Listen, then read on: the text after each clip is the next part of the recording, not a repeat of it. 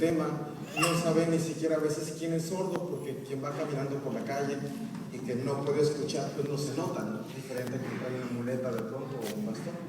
Entonces, bueno, eso ocasiona que de pronto las personas no se den cuenta y se convierte en un tipo de discapacidad que es invisible, que no se puede mirar. Así que bueno, es lo que sucede actualmente, y parte de esto, bueno, es mostrar esta parte, es comentarles acerca de esa situación y que pensemos también en qué podemos hacer nosotros para que también nuestras manos brillen, para que también se iluminen y podamos mostrar, podamos ayudar, a la comunidad también que está en esta situación. Quiero comentarles nomás brevemente que es muy difícil a veces. Imagínense, por ejemplo, una persona que no logra escuchar y que de repente necesita apoyo, por ejemplo, por interpretación. Necesita el médico, por ejemplo.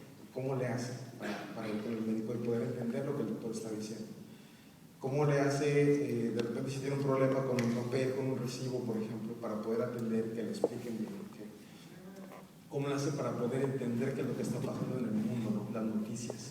Por ejemplo, hace un ratito ya, si recuerdan, de repente un día por la mañana nos despertamos con la noticia de que aquí en Ensenada iba a haber un tsunami. ¿De acuerdo? Y si ustedes se dieron cuenta, en televisión, todas las imágenes que estaban pasando eran de lo que acababa de pasar en el tsunami de Japón. Y entonces, de pronto, las personas miraban eso y decían, eso va a pasar. En español decían, pero no va a ser tan fuerte, pero va a ser leve.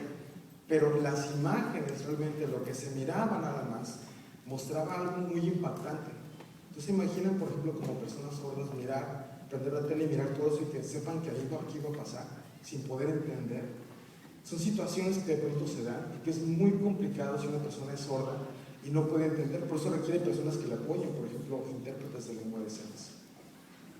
Lo triste es que no tenemos suficientes intérpretes de lengua de señas. ¿Saben a nivel nacional cuántos intérpretes hay en el país? A nivel nacional actualmente certificados tenemos solamente 43. Nada más 43 en todo el país. En Ensenada somos 2 nada más. Hay ciudades como Mexicali, por ejemplo, que no tienen intérprete de lengua de señas. ¿Se imaginan? Entonces es muy complicado.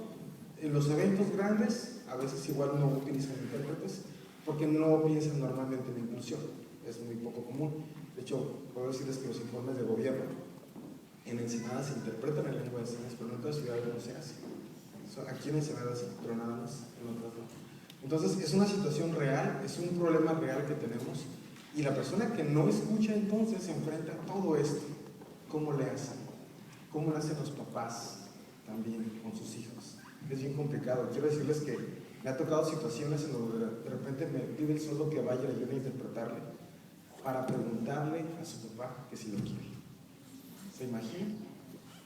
Y hay un chorro de historias que les podría contar acerca de cómo es que no pudieron decírselo entre ellos y ocuparon meter a un tercero para que les pudiera decir qué era lo que estaba pasando.